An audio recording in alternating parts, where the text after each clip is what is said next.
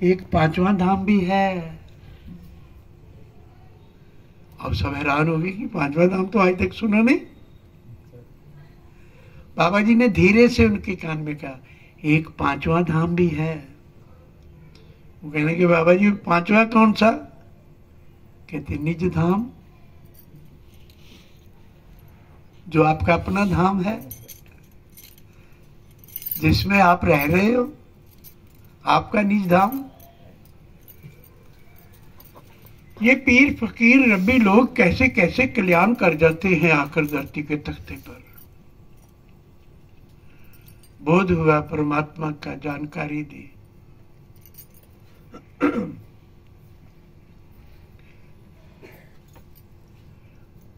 द्वापर में पांडवों ने एक यज्ञ किया।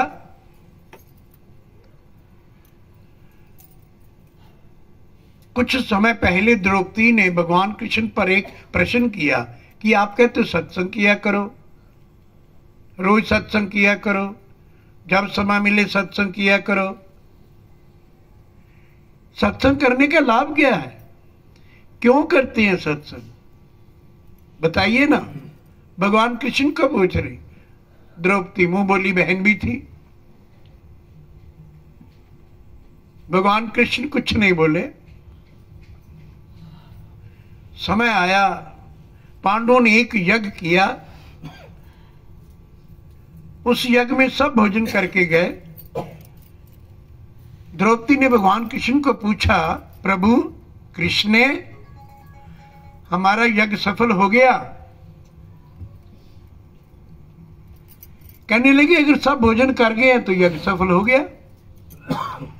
धर्मपुत्र युधिष्ठिर बोले, ये सामने आश्रम है, इस आश्रम में जो मुनिवर रहते हैं उन्होंने भोजन नहीं किया। भगवान कृष्ण कहने के बुला लो। धर्मपुत्र युधिष्ठिर गए, जाकर आश्रम में मुनिवर के चरण स्पर्श किए। प्रभु मैं पांडवों का बड़ा भाई कुंती पुत्र, मेरी मां ने एक यज्ञ किया है, उस यज्ञ में आप चलो, भोजन स्वीकार करो, हमारा यज्ञ सफल हो जाएगा। चलो चलते हैं।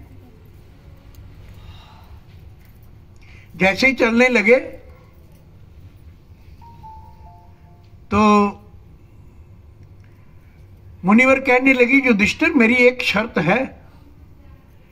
कहते बाबा शर्त क्या है?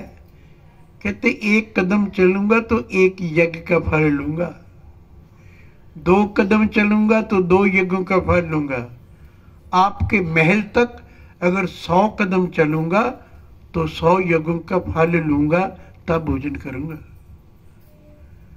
अब युधिष्ठिर कहने लगे महाराज हमारा तो एक ही सफल नहीं हो रहा अभी, आपको 100 यज्ञों का फल कैसे देंगे?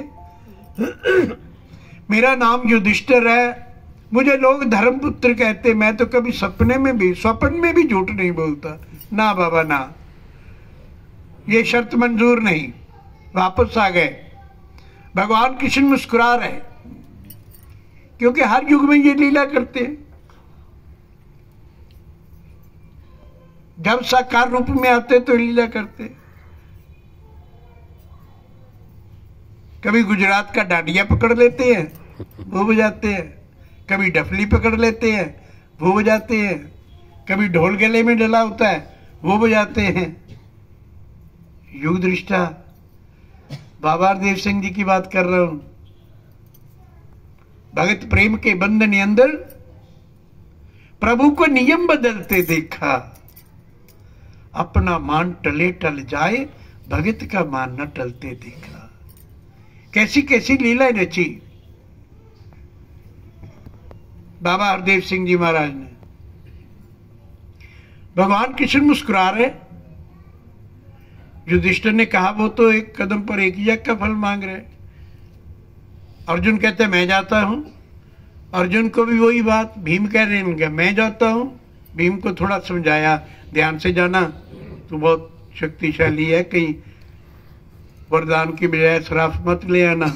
महात्माओं के साथ निम्रता से बात करी जाती है, उंगली मत दिखाना। आंख मत दिखाना।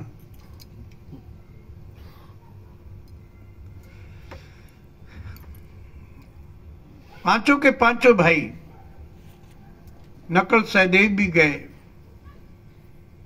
मुनिवर नहीं माने।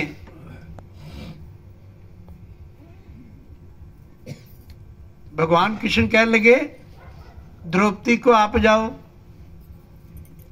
कान में एक बात कही, द्रौपदी के कान में एक बात कही भगवान कृष्ण ने। कहने लगे मुनिवर के आश्रम में जा रहे हो, अपनी विद्वता मत बताना कि मैं बहुत ज्ञानी हूं, मुझे बहुत वेद शास्त्र आते हैं, मैं बहुत वेदों शास्त्रों की ज्ञाता है। वो तो एक तोते की तरह है, जो पढ़ा दो उसको, जैसे तोता पढ़ लेता है ऐसे ये मन पढ़ लेता है। कान में एक कहा दोहा, मंत्र दिया एक, ये बोलना, उल्टा सीधा बोलना। मुनिवर के सामने उल्टा सीधा बोलना, वो अपने आप सीधा कर लेंगे। जब गई जाकर चरण स्पर्श किए, वो कंदमूल अपनी थाली में ले गई, खाओ, कुछ कहते कोई नहीं खाते, उठो सौभाग्यवती हो आप। कहते वो तो ठीक है, मेरी सासू माँ ने, कुंती ने एक यज्ञ किया है, उस यज्ञ में चलो भोजन करो चल के, हमारा यज्ञ सफल नहीं हो रहा। अरे बेटी मैंने आपके पतियों को बोला तो था, एक कदम पर एक यज्ञ का फल, 100 कदम पर 100 यज्ञों का फल। तो कहती चलो मैं दूंगी। अरे वो तो कह रहे थे हमारा एक ही यज्ञ सफल नहीं हुआ। उनके नहीं हुए होंगे, मेरे पास बहुत यज्ञों का फल, बहुत यज्ञ। कहने लगे कैसे? कहते आपके आश्रम में हर महीने सत्संग होता है, संक्रांत के दिन, एकादशी के दिन। कहते हाँ, उसमें बड़े बड़े देवी देवता लोग आते हैं। हाँ बेटी, उसमें प्रवचन होते हैं। कहते तू कहना क्या चाह रही है, सीधी सीधी बात कर। नहीं, उसमें प्रवचन होते हैं, आपको भी समय मिला, आप पिछली बार बोले थे। हाँ, क्या बोला था? आप बोले थे संत दरस को जाइए, मुझे तो आता नहीं क्या है वो, बस। हाँ बेटी, वो लिखा है संत दरस को जाइए, ताज मन का अभिमान, जो जो पग आगे धरे कोटन यज्ञ समान। कहती तो चलो ना भोजन करने के लिए। कहते मेरी शर्त मंजूर है? कहते मंजूर है। अपनी शर्त से पहले मुझे इसका अर्थ बताओ, इस मंत्र का अर्थ क्या है? कहते साधु के दर्शन करने के लिए जाओ, सत्संग करने के लिए जब जाते हैं, एक कदम पर कोट यज्ञ का फल मिलता है, वेद कहता है।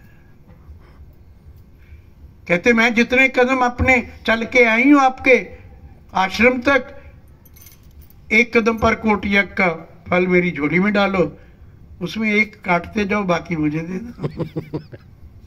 गले लगा लिया। पुत्री, ज्ञान तो पांडवों को भी है, लेकिन मैं देख रहा था पांडव परिवार में विवेक किसका जाग रहा है।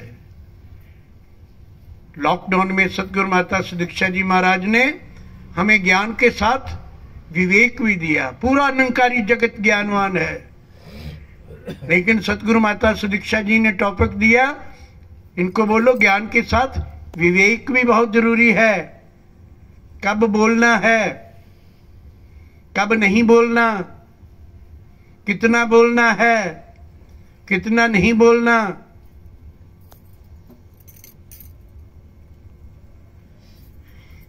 आज से 50 वर्ष पहले बाबा गुरबचन सिंह के युग की बात, सत्संग में दास बैठा हुआ।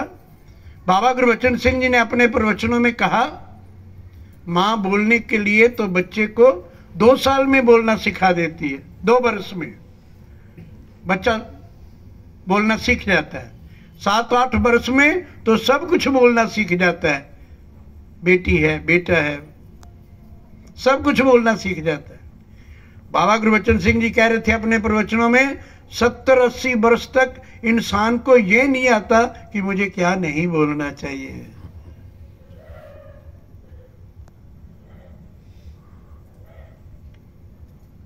एक साधु बाबा एक पेड़ के नीचे बैठा, वहां का राजा, मंत्री और उसका सैनिक तीनों शिकार के लिए निकले अपनी नगरी से बाहर जंगल में। तीनों रास्ता भटक गए, अलग अलग हो गए। घुड़सवार थे तीनों। एक सैनिक उधर से निकला, एक पेड़ के नीचे नेत्रहीन व्यक्ति बैठा था, दिखाई नहीं देता था, सूरदास। सैनिक आकर कहने लगा, वो अंधे, इधर किसी को जाते देखा? अब वो बुजुर्ग कहने लगे, संत कहने लगा, अरे सैनिक, तेरा तो प्रश्न ही गलत है। अंधा भी बोल रहा है और ये भी पूछ रहा है किसी को जाते तो नहीं देखा। अंधा कैसे देखेगा? तुम्हें तो प्रश्न भी नहीं करना आता। इतना ईगो उस सैनिक में, इतना अभिमान। कुछ बुड़बुड़ाया, आगे निकल गया। इतनी देर में एक और घुड़सवार आया, उन्हें आकर बोला, अरे सूरदास, इधर किसी को जाते तो नहीं देखा? अब वो महात्मा कहता है, अरे मंत्री जी, अंधा भी कह रहे हो और ये भी बोल रहे हो कि किसी को जाते नहीं देखा। आपके सैनिक की तरह आपका भी प्रश्न गलत है। वो भी कुछ बुड़बुड़ाया, आगे निकल गया। इतने में एक और घुड़सवार आए, वो भी उधर आ गए। अरे साधु बाबा, अरे सूरदास जी महाराज, इधर किसी को जाते देखा? कहते, राजन, तू भी मंत्री और सैनिक की तरह बोल रहा है, अंधा भी, सूरदास भी बोल रहा है, तो कैसे देखूंगा? तीनों ने कहा, इसको तो दिखाई देता है। सैनिक इकट्ठे हो गए आगे। सैनिक कहते, मुझे तो देख लिया, इसने पहचान लिया। मंत्री कहते, मुझे भी पहचान लिया। राजा कहते, मुझे भी पहचान लिया। चलो पूछते हैं, ये आडंबर कर रहा है, हमारी भोली भाली जनता को ये आडंबर करके पाखंड कर रहा है। चलो लौट कर पूछते हैं। तीनों आए। दूर से सैनिक बोला, अंधे, आपको दिखाई देता है? कहता, मैं तो बाई बर्थ अंधा हूं, पैदा ही अंधा हुआ था, मेरे को तो पैदा होते ही दिखाई नहीं देता था। तो कैसे पहचाना आपने मेरे को? मैं सैनिक हूं। कहते, बेटा, तेरी भाषा से पहचाना। तेरी भाषा में बहुत अहंकार था, अभिमान था कि मैंने सैनिक की वर्दी पहनी हुई है।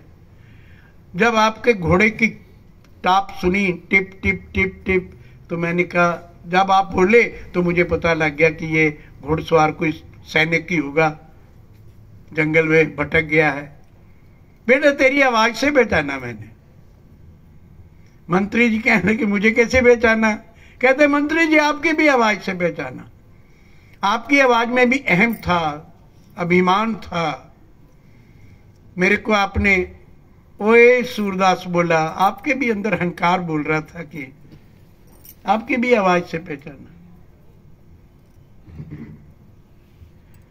राजा बोले, कहते, मुझे कैसे पहचाना?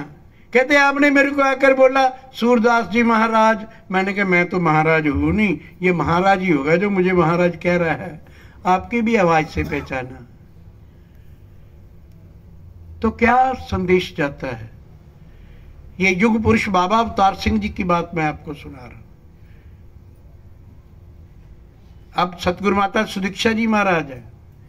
इनसे पहले सतगुरु माता सुरेंद्र हरदेव जी थे। उनके पहले युगदिष्टा बाबा हरदेव सिंह जी। उनसे पहले युग प्रवर्तक बाबा गुरबचन सिंह जी। उससे पहले बाबा अवतार सिंह जी, युग पुरुष बाबा अवतार सिंह जी। 60 वर्ष 55 वर्ष पुरानी बात। बाबा अवतार सिंह जी, जिनकी संपूर्ण अवतार वाणी लिखी हुई। अब तो संपूर्ण हरदेव वाणी भी आ गई, वो तब से लिखी हुई अवतार, बाबा अवतार सिंह जी की अवतार वाणी। वो कहते, हमें लोग भाषा से पहचानते हैं, ये निरंकारी है, कितना मीठा बोलते हैं, कितनी सुंदर बातें करते हैं,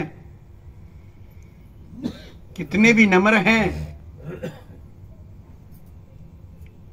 अब हम सत्संग में बैठे, सत्संग में शिक्षा मिलती है। सत्संग में जैसे ही इधर से कोई आए, किसी बहन का ऐसे हाथ रखा हो, दूसरी बहन का पांव पर रख दिया जाए, अरे sorry sorry sorry sorry, no no no, कोई बात नहीं, नो प्रॉब्लम, नहीं नहीं कोई बात नहीं। मार्केट में भी ऐसे ही किया करें, अगर किसी को धक्का लग जाता, कोई बात नहीं कोई बात नहीं, वहां तो आंखें दिखाई नहीं देता, अंधा है।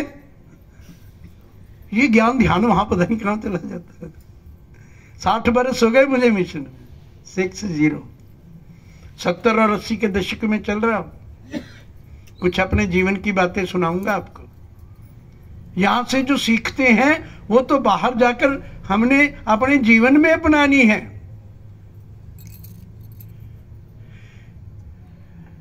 चरणों की तो पूजा हो गई, सतगुरु माता सुदीक्षा जी के आसन पर बिठा दिया, कोई भी बैठे, शबरी शांति बैठे, सुनील जी बैठे, अशोक जी बैठे, कोई बहन, कोई इधर पूजा होगी उनकी, गुरु का आसन है।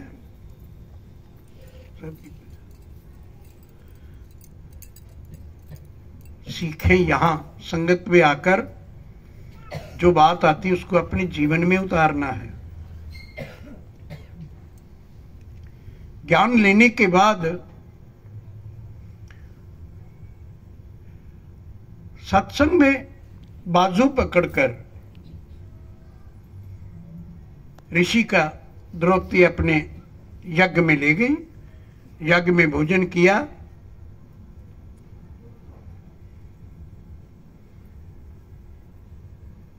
मौसम में पॉजिटिविटी, ठंडी हवाएं आई, पानी बरसा, यज्ञ सफल हो गया। भगवान कृष्ण द्रौपदी को कहते हैं, यज्ञ सफल हो गया द्रौपदी तेरा। फिर याद करवाया, कुछ समय पहले आपने पूछा था ना, सत्संग का क्या लाभ है, साधु के दर्शनों का क्या लाभ है, संत के पास जाने का क्या, यही लाभ है। आज तू उस ऋषि को बुलाकर ले आई, एक कदम पर कोटि यज्ञ का फल मिलता है। जितने मेरे बच्चे बच्चियां भाई बहन बैठे हो, जगन्नाथपुरी वालों जागो, भक्ति का रस लिया करें, सत्संग किया करें, सिमरन किया करें, सेवा किया करें। ये देश रहने वाला नहीं है, मृत्यु लोक है ये।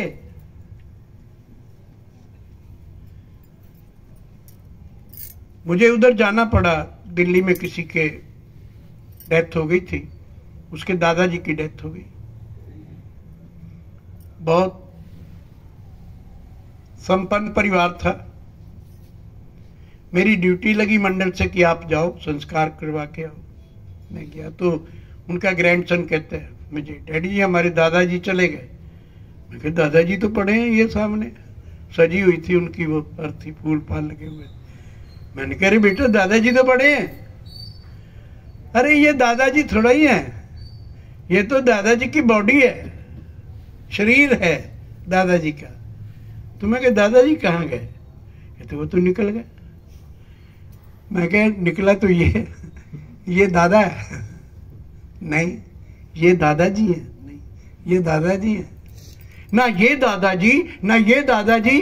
वेयर इज दादाजी? कहाँ गए आपके दादाजी? साथ संगत ज्ञान को समझे, दादाजी थे ही नहीं, रोल मिला एक दादा का। जन्म और मृत्यु के बीच में ये हमें रोल मिला है, माँ का, बाप का, बेटे का, बेटी का, बहू का, सास का, ये रोल है। ये सारा जगत नाटक है, प्रपंच है।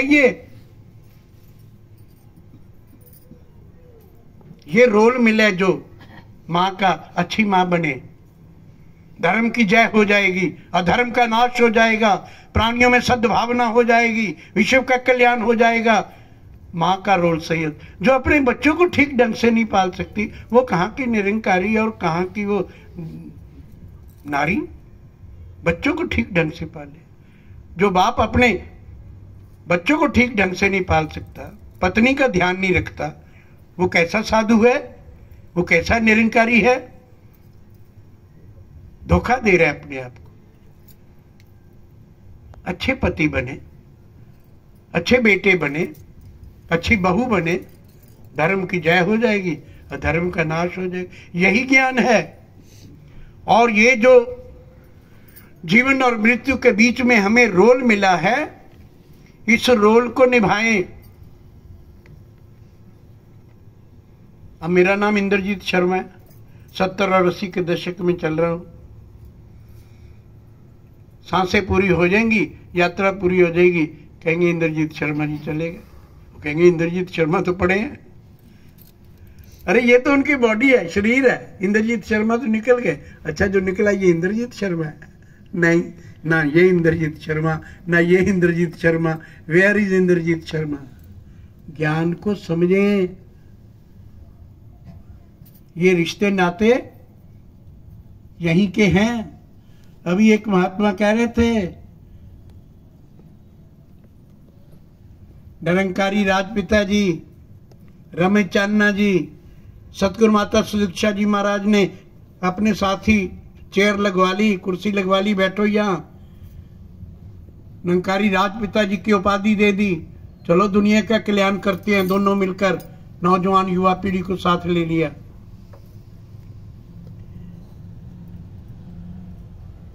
निरंकारी राजपिता जी, रमेश चांदना जी बार बार अपने विचारों में कहते हैं, अहम ब्रह्मास्मि, अहम ब्रह्मास्मि, मैं ही ब्रह्म हूं,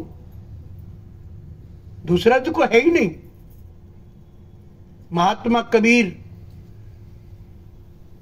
जी ने एक दोहा मंत्र बोला, कबीरा खड़ा बाजार में, सबकी मांगे खैर, ना काहू से दोस्ती, ना काहू से बैर। एक नौजवान उठा, महात्मा कबीर के चरण स्पर्श किए, कहने लगे महात्मा कबीर किसी से बैर तो मत करो, दोस्ती तो करो। महात्मा कबीर कहते आपने ज्ञान लिया हुआ है? कहते आपसे ही तो लिया है, कौन सा अहंकार है? उस नौजवान ने बताया, धरती और आसमान के बीच में ये सारा अहंकार है। धरती के नीचे भी, आसमान के ऊपर भी, अजर है, अमर है, अडोल है, निश्चल है, सर्वपूर्णम है, चर में है, अचर में है, बिन पग चले सुने बिन काना, कर बिन कर्म करे बिनाना, आनंद रहत सकल रस भोगी, बिन बानी वक्ता बड योगी, ओहंग सोहंग सत स्वरूपं, पार्वनम का रंग न रूपं, सत्यम शिवम सुंदरम, ये परमात्मा है। कबीर जी कहते बस बस समझ आ गई। वो अपनी योग्यता किसी के सामने वो योग्यता बताने लग गया। कहते मैंने योग्यता नहीं पूछी आपकी, परमात्मा को देखा ना आपने? कहते हाँ ये ठीक है। अच्छा तो बताओ फिर किससे दोस्ती करूं? आप बताओ। महात्मा कबीर उस नौजवान को पूछते हैं, बताओ दोस्ती किससे करूं?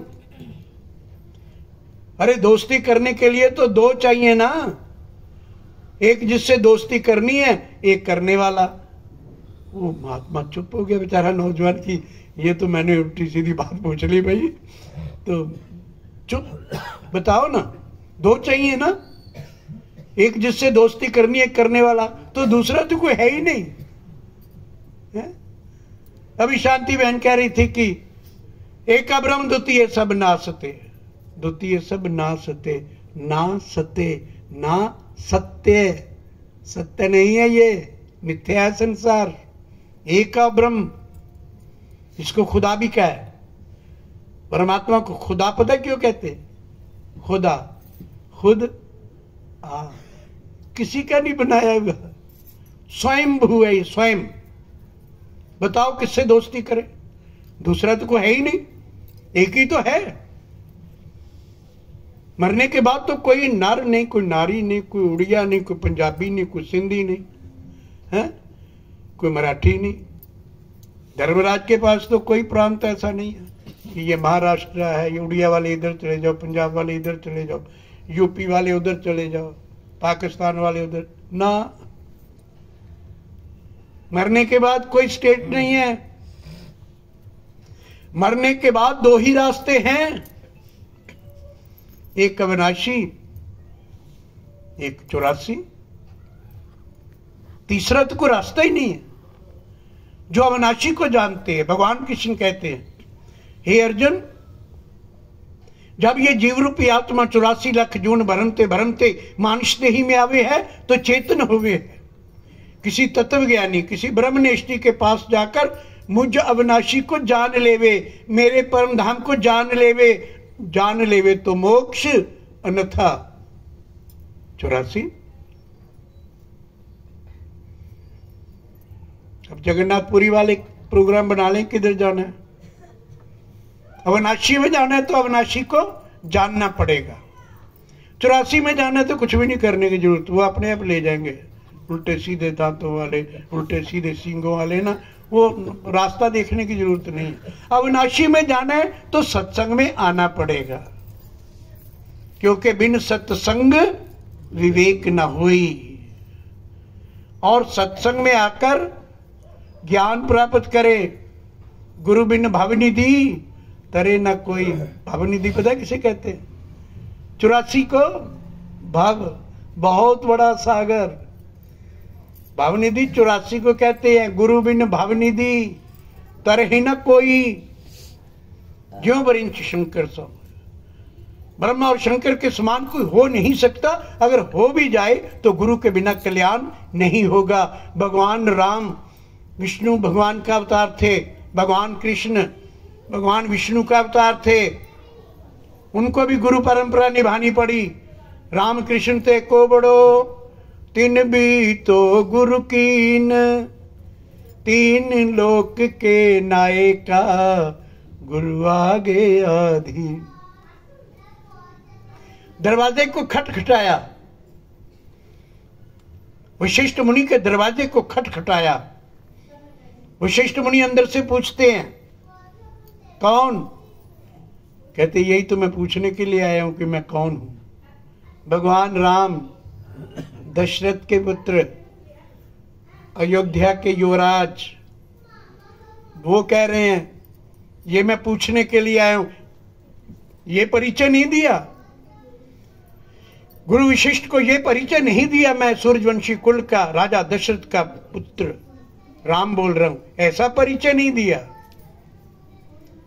बोला मैं यही तो पूछने के लिए आया हूं कि मैं कौन हूं। हम भगवान को राम भगवान को मानने वाले कभी किसी आश्रम का दरवाजा खटखटाया कि मुझे बताओ मैं कौन हूं? जागे, ये देश रहने वाला नहीं है। जितने संत महात्मा देवी देवता लोग बैठे हो, इस आवाज को जितने लोग सुन रहे हैं, ये सुनील जी के घर से छत पर एक निरंकारी संतों ने सत्संग की रूपरेखा बनाई है। यहां से आवाज आ रही है।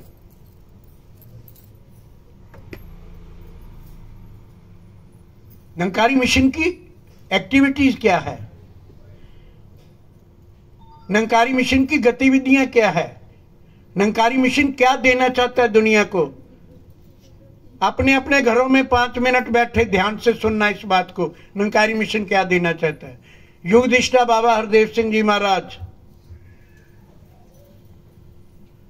जो 2016 में 13 मई को अमेरिका कनाडा में कार एक्सीडेंट में जिन्होंने शरीर छोड़ा, वो अपने विचारों में अक्सर कहा करते थे, मातृदेवो भव, पितृदेवो भव, आचार्य देवो भव, अतिथि देवो भव।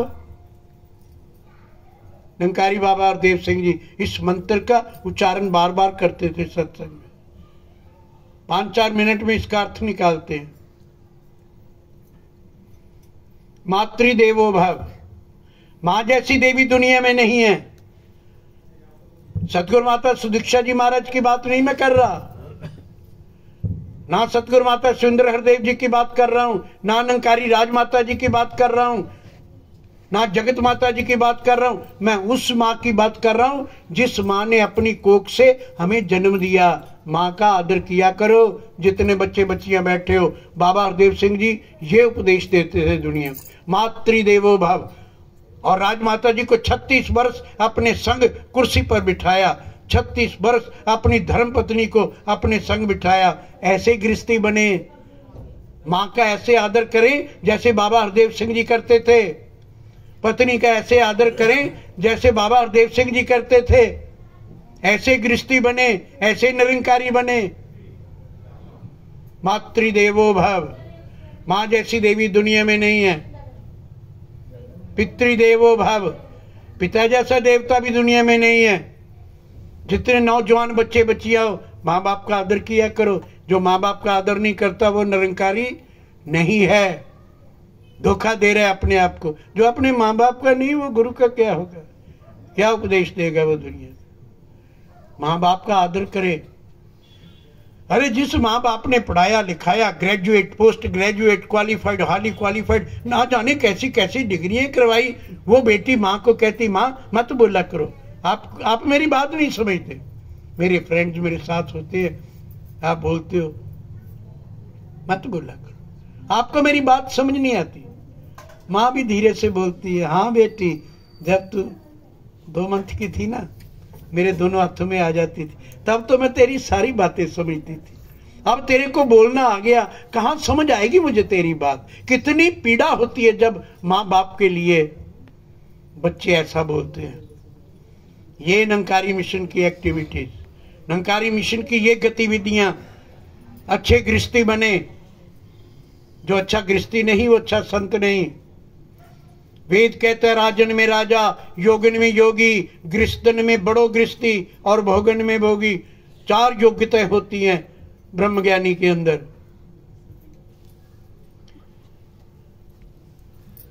दस 12 वर्ष पहले हिमाचल का टूर बना, दास और दास की धर्मपत्नी साथ में थे।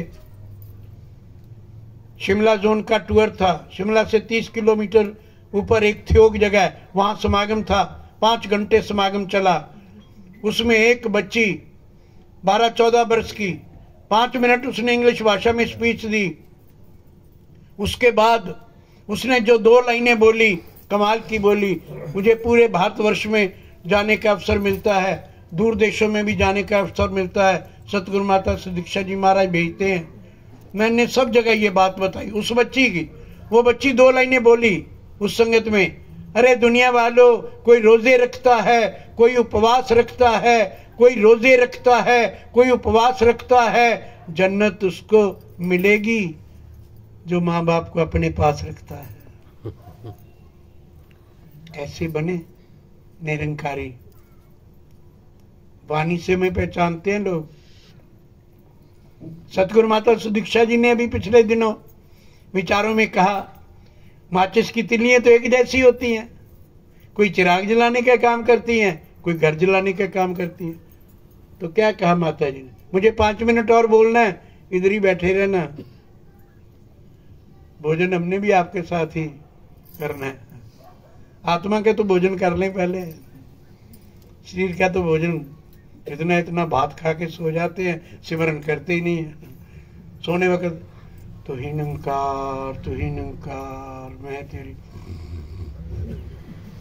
अरे नींद तो आएगी जब इतना बात करें, थोड़ा खाया करें। अल्प आहार सहज निंद्रा, भोजन कम किया करें, सोया भी कम करें, बोला भी कम करें। ये भक्ति के गुण हैं, साधु के गुण हैं। ब्रह्मज्ञानी के अंदर ये योग्यता होती है, अल्प आहार सहज सी निंद्रा। जीने के लिए खाएं बस, जितना ले, बाद में गैस ही होगी, थोड़ा खाएं। वेदों की बातें बता रहा हूं मैं ये आपको। 100 काम छोड़ के भोजन कर लिया करें, 100 काम। जब भोजन का वक्त हो ना, 100 काम छोड़ दो। ठीक टाइम भोजन करेंगे, कोई गैस वैस नहीं होगी। 1000 काम छोड़ के स्नान के वक्त स्नान, जिस्म ठीक रहेगा। क्योंकि ये तन मन धन किसका है? सतगुरु का है, परमात्मा का। इसकी देखरेख करें ना, इसका सदुपयोग करें ना, क्यों दुरुपयोग करते हैं? सचमुच की बातें हैं और ये कहानी घर घर की है। चलो ये तो शरीर की बात हो गई। ठीक टाइम भोजन, ठीक टाइम नहाना। आत्मा को भी भूख लगती होगी, इसके अंदर एक आत्मा भी है, उसको भी भूख लगती होगी। उसकी भूख क्या है?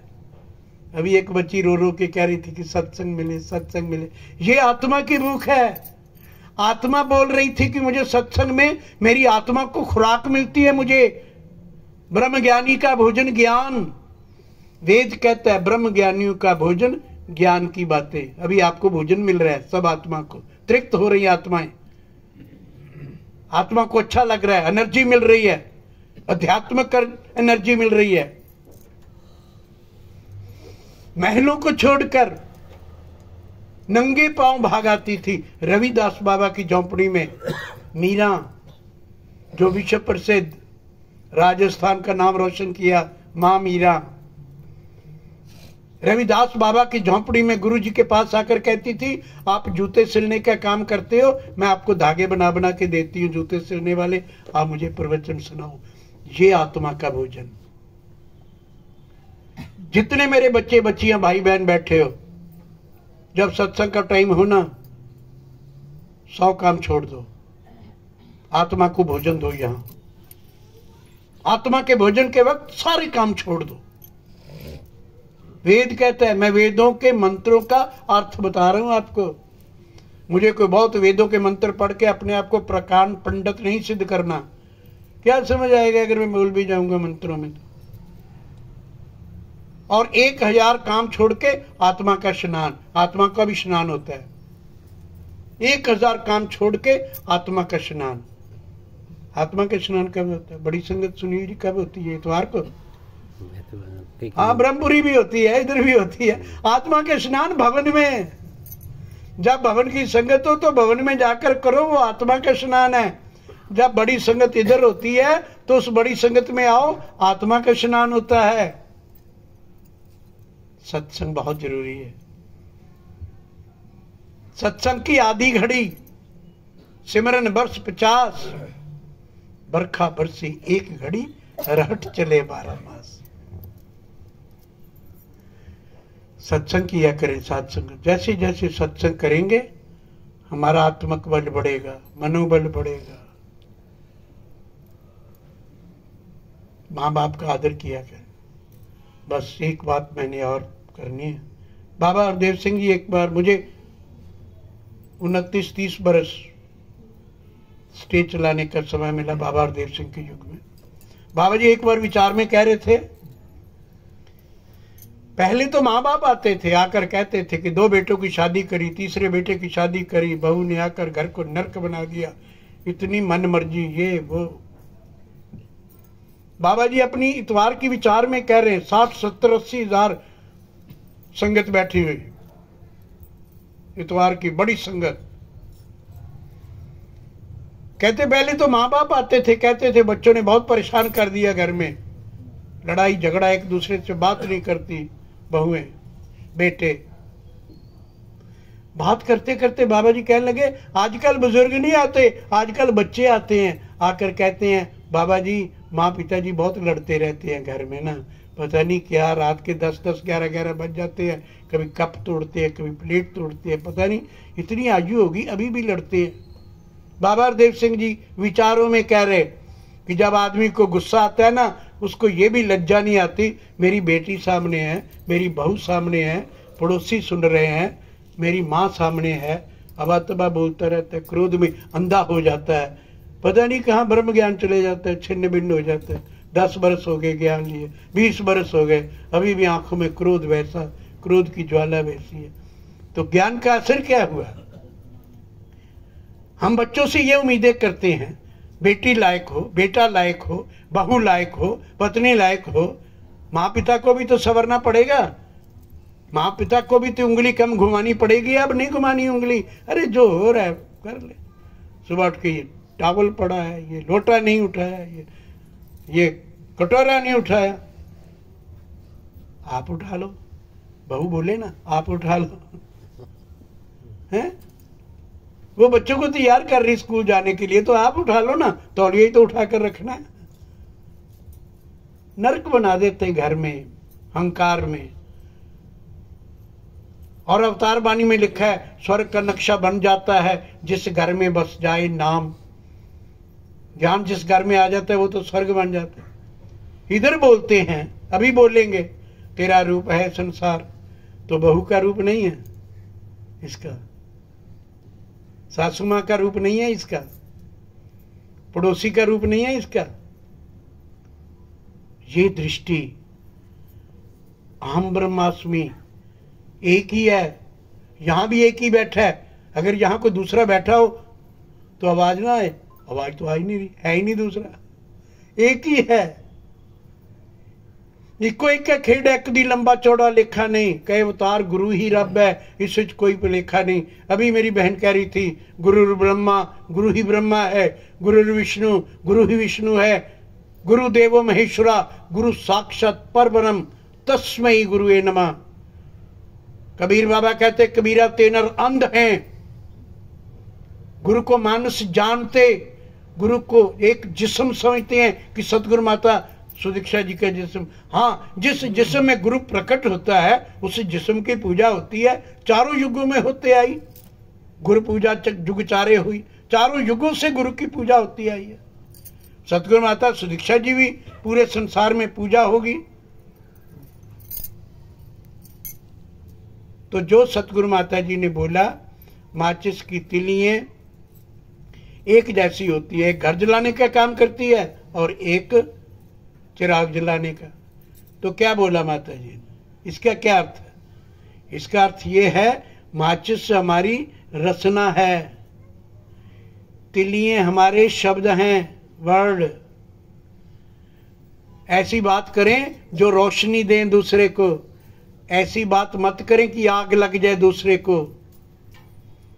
कई बार कहते हैं ये भाई तो जब बात करते हैं ना आग बरसती इनके, वो बहन तो जब बात करती ना तन बदन जलाकर राख कर देते। ये तिलियां तभी अवतार बानी में बोला लिखा है, मीठा बोला करें, तुलसी मीठे बोल से सुख उपजे चौर, वशीकरण ए मंत्र है, तज दो वचन कठोर।